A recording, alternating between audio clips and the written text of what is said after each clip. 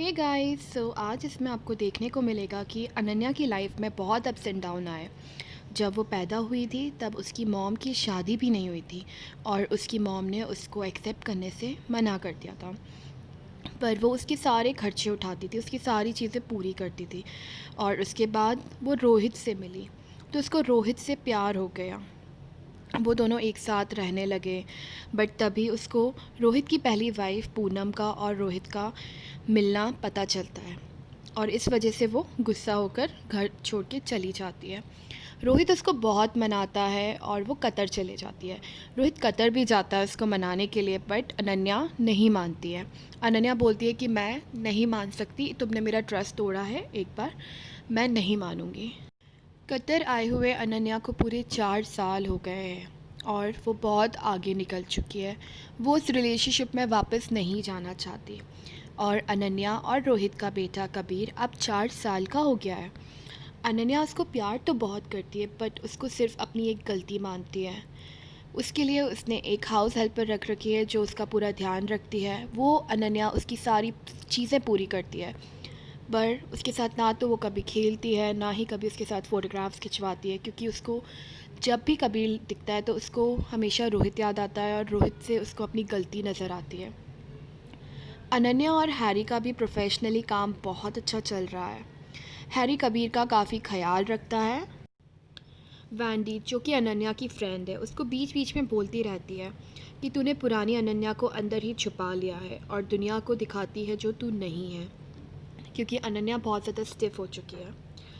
Vendée को वो कुछ जवाब नहीं देती है और वहाँ से वो उठकर चले जाती है। रोहित अब पहले वाला रोहित नहीं रहा। रोहित ने अपना पूरा ऑफिस का सारी चीज़ें बेचकर अपनी पहली वाइफ पूनम और अपनी बेटियों को वो सारा पैसा बांट दिया है। अब वो सिर्फ क्लबिंग करता है, बाइकिंग करता है और टिंडर और ऑनलाइन डेटिंग करता रहता है। रोज़ ना रोज़ नई नई लड़कियों के साथ सोता है, घूमता है, मस्ती करता है। पूनम ने भी अभी इसके साथ शादी कर ली है, पर वो अभी भी थोड़ी इनसिक्योर है क्योंकि वो उसकी मम्मी की एज की है और रोहित का जो पूरा ग्रुप है वो एक यंग एज का है। बट फिर भी वो लोग काफ़ी हैप्पी हैं। साथ ही में अनन्या को नहीं चाहिए कि रोहित का सरनेम लगे कबीर के आगे, और वो लॉयर से बोलती है कि उसको डाइवोर्स चाहिए। बट लॉयर बोलता है कि आपको इसके लिए इंडिया जाना होगा, और अनन्या बिल्कुल भी नहीं जाना चाहती है इंडिया। वो सारी चीज़ें वो अब वापस फेस नहीं करना चाहती। तो वो लॉयर से बोलती है कि आप कुछ और आइडिया सोचो। तो लॉयर उसको बोलता है कि ठीक है, आप मुझे कुछ टाइम दो, हम इसके बारे में सोचेंगे। तभी वैंडी बताती है अनन्या को कि जो प्रोजेक्ट उसने बानी को दिया था वो पूरा उसने लॉस में कर दिया है और उनको बहुत सारा पैसा जमा करना पड़ेगा, और शायद उसके लिए उनको उनका जो दिल्ली वाला ऑफिस है वो सेल करना पड़े। अनन्या को इंडिया जाना पड़ता है। जो रायता बानी ने फैलाया है वो सिर्फ अनन्या ही कर सकती है ठीक, नहीं तो उनको बहुत सारा पैसा देना पड़ेगा।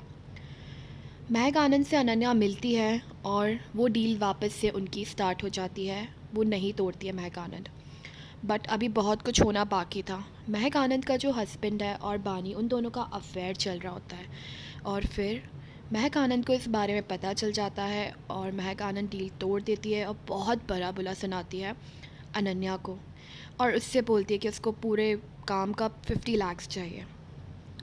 तभी उन लोगों की एक एफडी होती है रोहित और अनन्या की, जो कि अनन्या जाती है रोहित के पास, बोलती है कि हमें वो एफडी तोड़नी पड़ेगी। और तभी पता चलता है कि वो एफडी तो ऑलरेडी टूट चुकी है।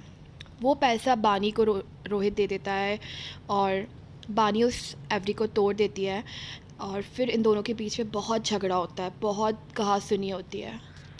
अनन्या फिर हेल्प मांगती है हैरी से 50 लाख की, और हैरी उसको दे देता है। जैसे कि सबको पता है हैरी कितना ज़्यादा उसको चाहता है, सच्चे दिल से। काफ़ी टाइम तो वो प्रपोज़ भी कर चुका है बट अनन्या नहीं मानी है। और तभी पता चलती है बात रोहित को, और रोहित को बहुत गुस्सा आता है। वापस से वो जेलस हो जाता है कि मैं नहीं कर पाया और हैरी ने कर दिया। तभी रोहित की एक फ्रेंड होती है, वो उसके अकाउंट में 50 लाख जमा कर देती है और बताती नहीं है। तब रोहित ले जाके बड़ा खुशी खुशी वो पैसा जाके हैरी को दे देता है।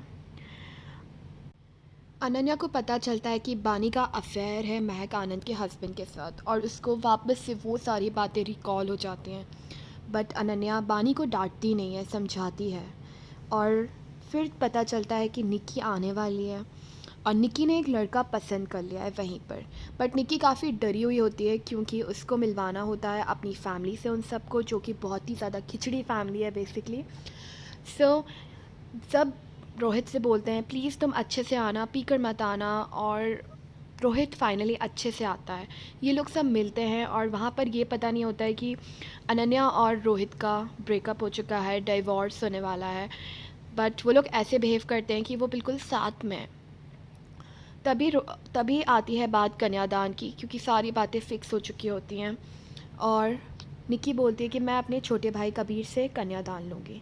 तभी रोहित उठता है, वॉशरूम चला जाता है और सोचता है कि उसने क्या गलतियाँ की। उसकी इतनी अच्छी फैमिली थी, इतना सब कुछ उसके पास, सारी चीज़ें थी, उसके बाद भी उसने कितनी बड़ी गलती कर दी।